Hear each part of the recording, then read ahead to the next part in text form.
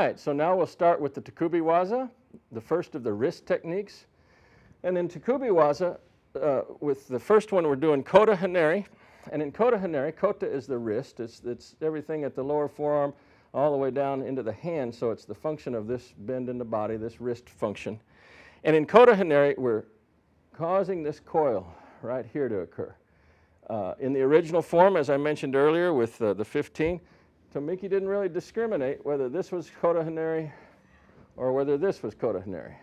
Most commonly in this modern forms, you see the standard Kote Hineri here, and the backward wrist or here is just a supplementary idea, or going off to a Kote Mawashi is more the application.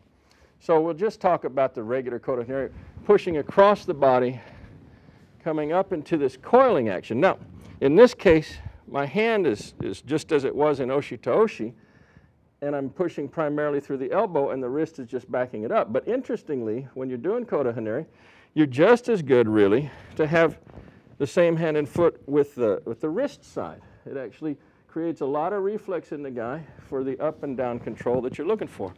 The locking mechanism, again, very similar to oshi to oshi, except now we're causing not so much a straight down arm bar, but a coiling arm bar. His arm is bending in like this, and we do it with the whole body rotating through this way, this sort of rotation.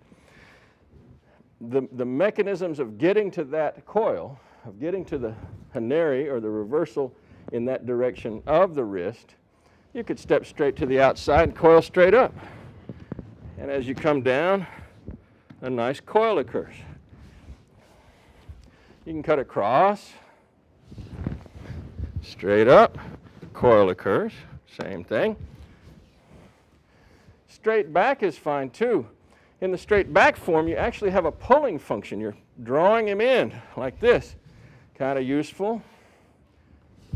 Drawing him in and up before we rotate him around and into the coil.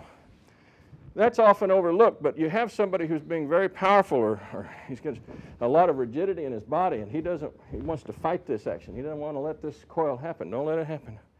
Don't let it, yeah, there you go. He's strong. I step back, and wow, look at that pop up in the air for me. So the drawing back as a pull beginning is very useful, particularly when they're being rigid or strong. There it goes. You see them pop up in the air for you a little bit. So useful tools. Don't always have to do it that way. Many, many, many times just pushing through the entire thing. Pushing, pushing, pushing, pushing. Ooh, there we go. With no grip at all will basically do the job for you. But you want to be capable and functionable in the rest of these modes. So that's a pretty good start for getting your Kote Hineri lined out. Thank you.